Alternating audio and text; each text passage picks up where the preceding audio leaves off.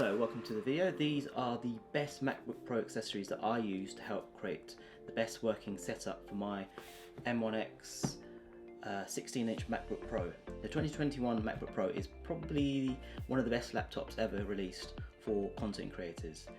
Apple have added back all the I/O ports, and now that means you have even better access to different accessories and tools. So what are the accessories that I use? So this video is primarily aimed at creatives that are turning their creative passion into a business. If you are connecting the MacBook Pro to an external monitor in the clamshell setup, you'll not have access to the trackpad or the keyboard, so you'll have to have alternatives. And I think the best keyboard accessory is the official Apple Magic keyboard. So my experience with the smaller Apple Magic keyboard is that the Bluetooth never cuts out, as opposed to other alternatives like the Logitech MX Master or Logitech keyboards that a lot of YouTubers recommend. You'll find that later on, if you watch their videos, later on they do revert back to the Apple standard keyboards, citing Bluetooth connection issues. The keys do feel a little bit different to the MacBook Pro, but they're still close enough and feel good enough. The travel, there's a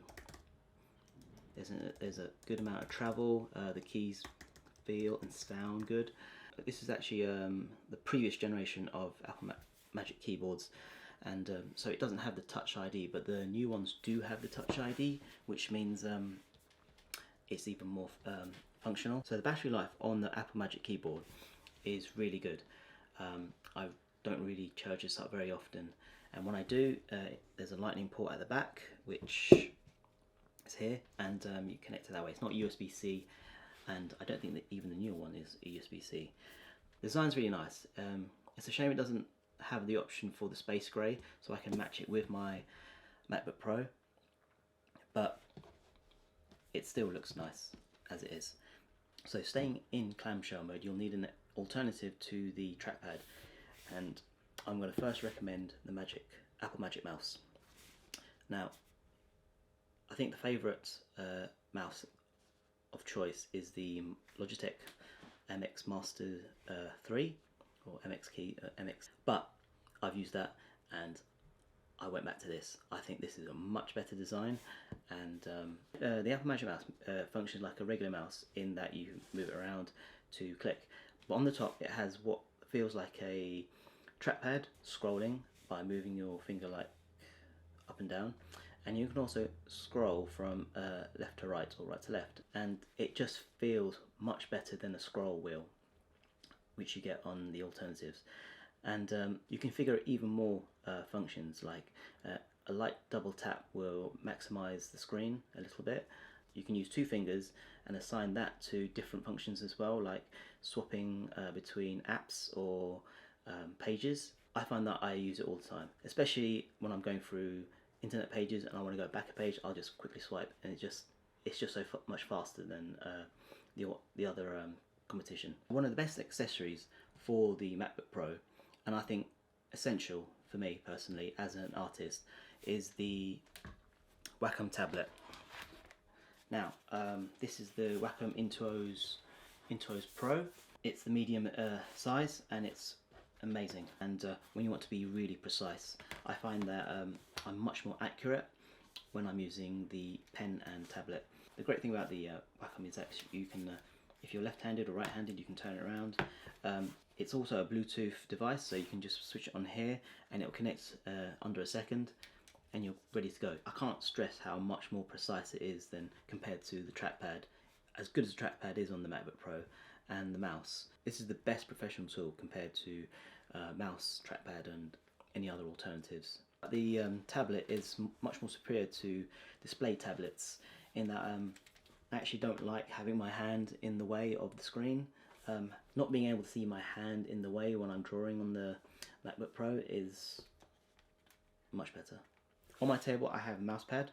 I have the Gallaway leather mouse pad. It's huge, covers the whole table. I think it's 17 inches. So I'll put the dimensions on the screen.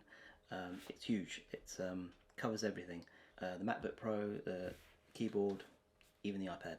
I mean, the main purpose of it is that it protects the table and makes mouse travel much easier. You want to protect your mouse from scraping the table. It just doesn't feel nice.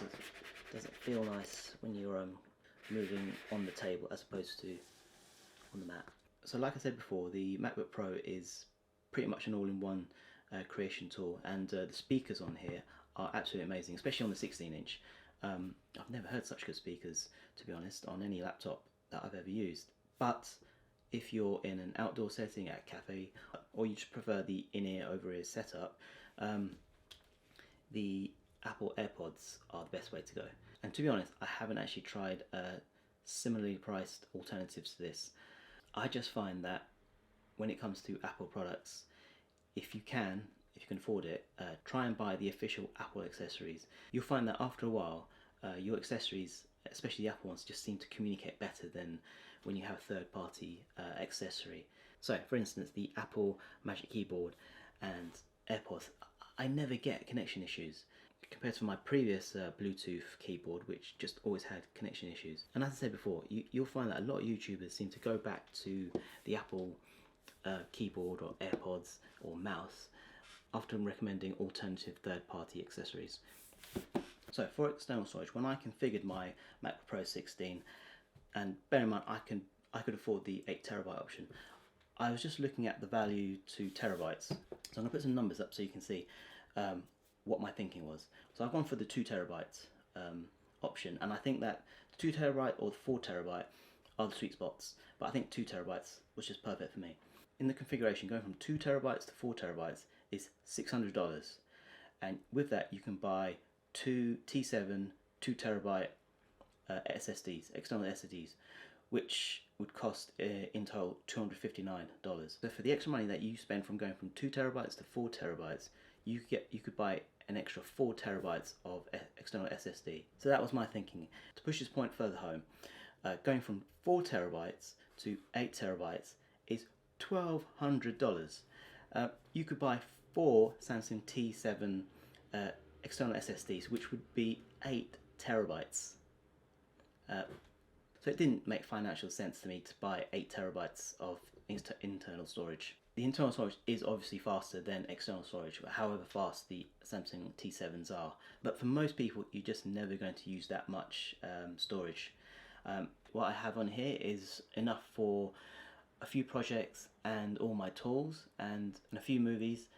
You would need to fill this up with red raw footage and lots of movies, and it'd have to be video, and most of us don't need to access all that footage at once. So especially for data that you rarely access, I recommend these non-solid state, just regular hard drives like this LaCie rugged SSD, and they're even cheaper than the Samsung T7s. One accessory that actually is combined with the camera, but I just wanted to point out, is using SD cards, specifically UHS-2 SD cards, and these are the only ones that fit inside the MacBook Pro. You can't use CF Express A, CF Express B. You can only use regular SD cards with the MacBook Pro. I think in the next edition they'll probably maybe offer that option. It depends which is the most popular SD card at the time. So another accessory, especially if you're on the go, is having a power bank. The MacBook Pro 16 in particular has up to 21 hours of battery life, which is huge. But when I'm using After Effects or Premiere Pro, that does cut down drastically. And when you're on the go editing, you'll need a power bank. My preferred brand of power banks are the Anchors. The big one especially is plenty of power for when you're on the go. MacBook Pro 16 has a HDMI 2.0 HDMI port, which is not the latest one, but it's been fine connecting to my BenQ 27-inch monitor. And lastly, the iPad Pro is probably one of the best accessories to pair with the MacBook Pro. I use it for quite a lot of things. I use Procreate for drawing with the Apple Pencil. As you can see here, I even use it as an external monitor to monitor my my video feed. You can also use it in a sidecar option as a secondary monitor. I also think this is a good alternative to the tablet. However, using it in Photoshop, I found it a bit too buggy compared to the Wacom Tablet, which just works perfectly without any hiccups ever. I think that's all the accessories now that I've covered that should be of help to you. I hope you like this video. It's a different type of video to the previous ones I've covered, and I'll try and do a few more of these. Right, done.